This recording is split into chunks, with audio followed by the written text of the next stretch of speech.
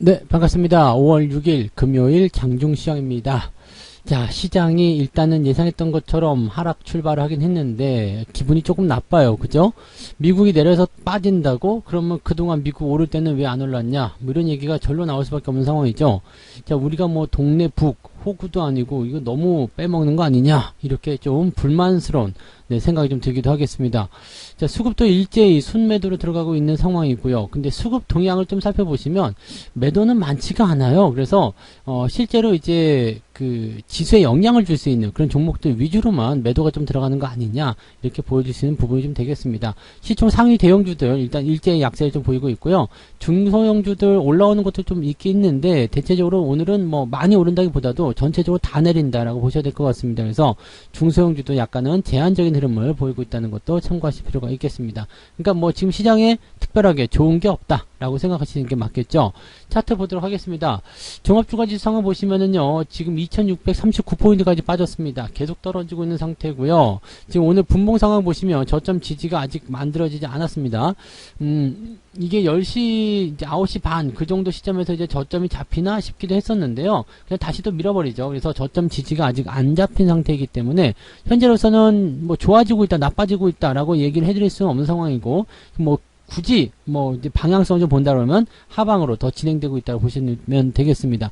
갭 하락을 하는 모습은 별로 좋지 않다라고 보셔야 되는 거고요. 자, 이렇게 되면 또 지지선이 위협을 받게 되겠죠. 하지만 이제 다음 주가 만기이기 때문에 더 아래쪽으로 떨어지는 쪽을 원하지는 않을 거예요. 하지만 만약에 지수가 더 빠질 것이다 라고 베팅을 하고 있는 상태라면 밀어버리는데도 전혀 개의치가 않겠죠. 그래서 일단 주가가 여기서 반등을 통한 주가 상승이 나타나게 된다면 2700포인트를 고점으로 하는 그런 형태, 2650에서 2700포인트 요 정도 수준에서 머무르는 그 형태가 나올 수밖에 없기 때문에 아마 지수가 월요일부터 반등이 나타날 수도 있고 오늘 오후에도 반등이 좀 진행될 수도 있는 상황은 되겠습니다. 근데 만약에 하방적으로 방향을 잡고 있다 그렇게 된다라면 지수가 올라오지 못하는 상황이 벌어지게 되겠죠. 그래서 오히려 다음 만기까지 또 이제 낙폭을 더 키우는 그런 형태가 나타날 수도 있습니다. 그래서 그런 것들은 약간 좀 주의가 필요하겠고요.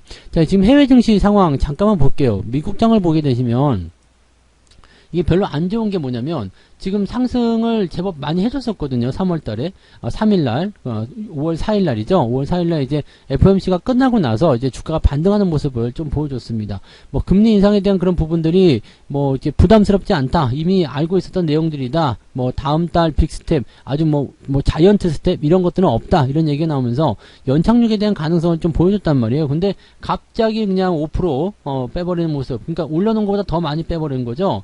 그러니까 이렇게 돼버리다 보니까 시장이 이게 뭐야 이거 충격받는 거 아니야? 이거 계속 나빠지는 거 아니야? 라는 식으로 얘기가 좀 되는 모습이죠. 이러다 보니까 뭐가 되고 있냐면 지금 추세가 하단으로 진행이 되어버리는 그런 모습이다라고 보시면 되겠습니다.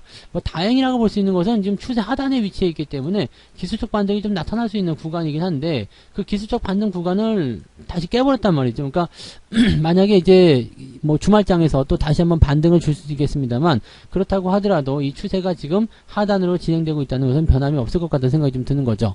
자, 지금 나스닥 포인트의 지지라인 일단은 11,000포인트까지 있기 때문에 아직 더 하단이 열려있다고 보셔야 됩니다. 그러니까 약간 충격이 더 있을 수 있는 모습인데 문제는 그동안 나스닥은 계속해서 올라갔잖아요. 네, 뭐 조정, 뭐 우리는 작년 여름부터 조정 받았지만 얘들은 그대로 올라갔단 말이죠. 그러니까 사실은 나스닥이 지금 조정을 받는 것은 그동안 안 빠지고 올라갔기 때문에 조정을 받는 것이다. 이렇게 보시면 되는 거거든요. 근데 국내 증시로 넘어오면은 이게 또 그렇지 않다는 이야기죠.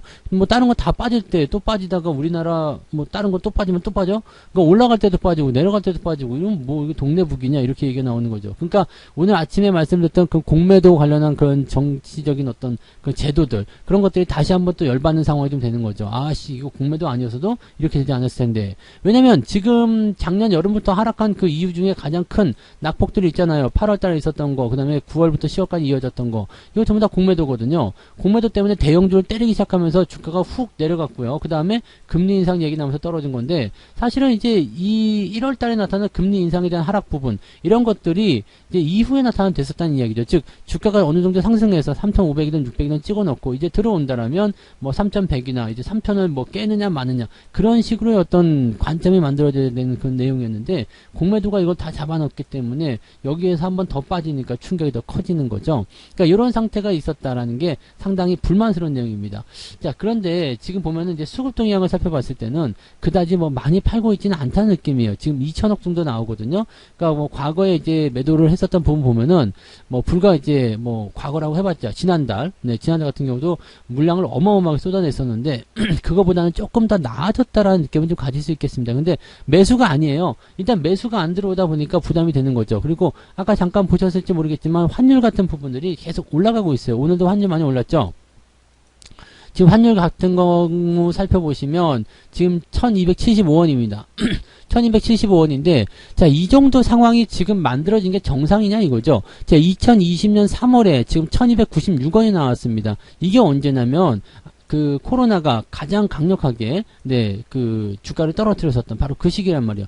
그때하고 지금하고 똑같다는 게 이게 말이 되느냐 이런 느낌인 거죠. 물론 이제 뭐 우크라이나 전쟁이라는 물가 인상 뭐 등등의 여러 가지 이야기가 있긴 하겠습니다만 이거 말이 안 되는 이야기인데 이렇게까지 올라갈 리가 없는데 그때와 경제 상황이 똑같을 리가 없잖아요. 그죠? 네, 그런 상황인데 도대체 왜 이렇게 되는 거지? 라는 생각을 좀 해볼 수 있는 모습이 좀 될 것 같아요. 물론 여기도 이제 지나가는 과정이고 2008년도 대비해서는 아직 멀긴 했죠. 근데 2008년도까지 갈 이유는 없잖아요. 지금은 이게 뭐 어디 회사가 뭐 파산을 했다거나 그런 모습도 아니고 뭐 금융위기가 전 세계적으로 강타를 시키는 것도 아닌데 이렇게 된다는 것은 리먼 사태와 비교하는 것은 약간 문제가 좀 있는 것 같고 코로나하고 비교를 해도 괜찮을 것 같긴 한데 코로나보다 상황이 좋은데 환율 너무 올라가는 거 아니냐 이렇게 얘기가 나올 수도 있는 부분이 되겠죠. 자, 아무튼 뭐 경기에 대한 부분들이 좀 좋지 않다라는 것이 계속적으로 이제 집중이 되고 있는 그런 내용이라고 좀 생각해 보실 필요는 있을 것 같습니다. 자, 지수가 지금 더 빠질 수 있기 때문에 오전 동안에 일단 관망하시는 게 유리해요. 그리고 지지선을 잡지 못했잖아요. 지지선 잡지 못했기 때문에 지지 잡고 반등 나가는 구간이 오후에 나올 수도 있겠지만 그것이 안 나온다라면 오늘은 그냥 매매하지 않는 게 유리합니다. 그리고 오후에 반등을 좀 치게 된다라면 그 반등 강도에 따라서 매수를 할 것인가 아닐 것인가를 결정하시는 것도 좋을 것 같아요.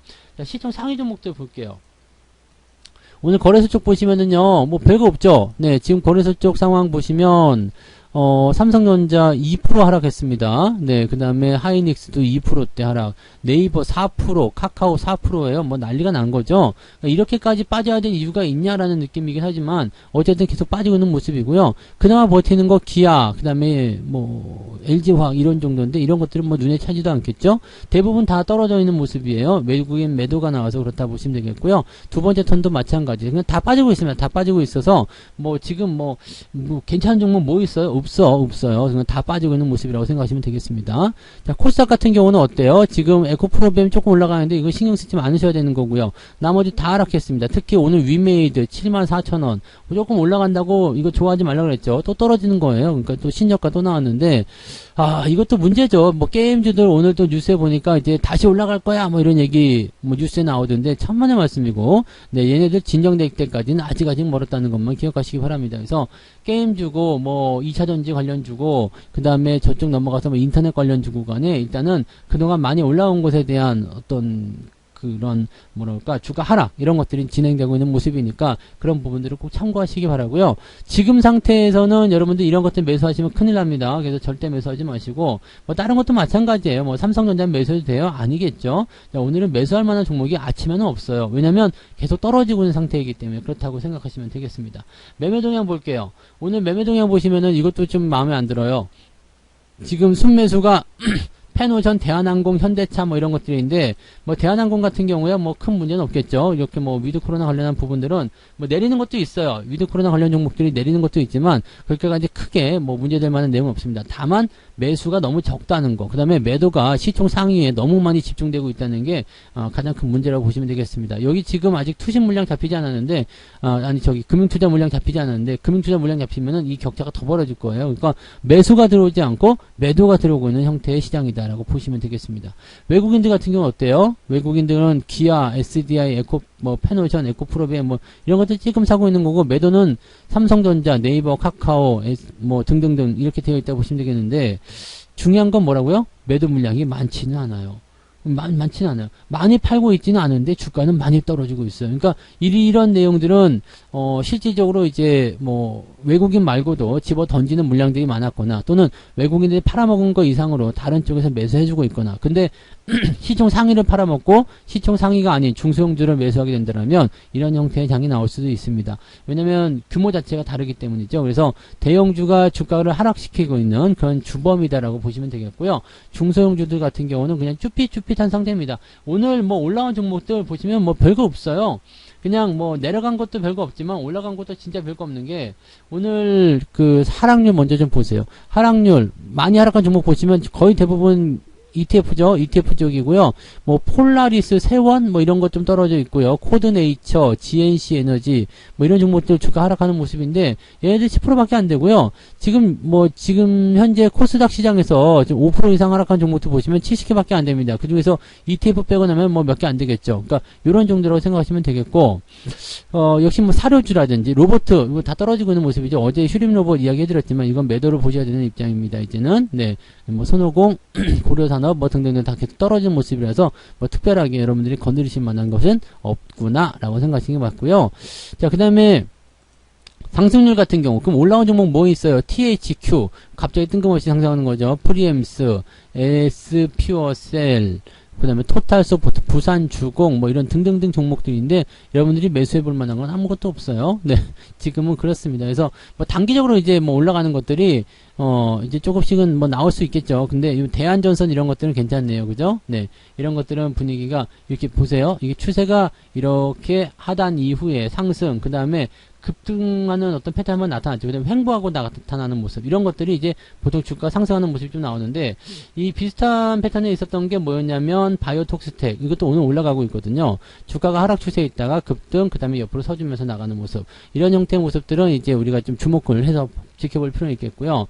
그 외에는 지금 보면은 뭐 올라가는 것도 없고 내려가는 것도 없고 뭐 그런 상황입니다. 그러니까 일정 범위 안에서 움직인다. 뭐 이것 좀 벗어난 종목이 있을 수도 있겠습니다만 그냥 대체적으로 뭐 1, 2%대 많으면 3, 4%대 그 정도 안에서 움직이고 있다 보시면 되겠죠. 그래서 뭐 올라가는 것도 있고 떨어지는 것도 있겠지만 오늘은 대체적으로 네, 주가 하락하는 쪽에 이 수량들이 좀 많이 몰려 있다라고 보시면 되겠습니다. 자, 오늘 시장 상황만 놓고 보면 그지 같습니다. 안 좋고요. 더 나빠질 수도 있기 때문에 지금은 저점을 잡아내기 전까지는 매매를 들어가지 마시고요. 아마 오후에 만약 오늘 바닥을 잡겠다고 한다면 오후에 1시 정도쯤 지나서부터는 서서히 회복하는 모습을 보이게 될 거예요. 근데 지금 만기를 앞에 두고 있기 때문에 이 주체들의 수급 주체들의 어떤 의도라든지 이런 것들을 좀 파악할 필요는 있을 것 같긴 합니다. 오늘 만약에 올려놓지 못한다라면 네, 다음 주에 고생 좀 더 해야 될 수도 있습니다. 하방 쪽으로 방향을 잡아갈 수도 있기 때문이거든요. 그래서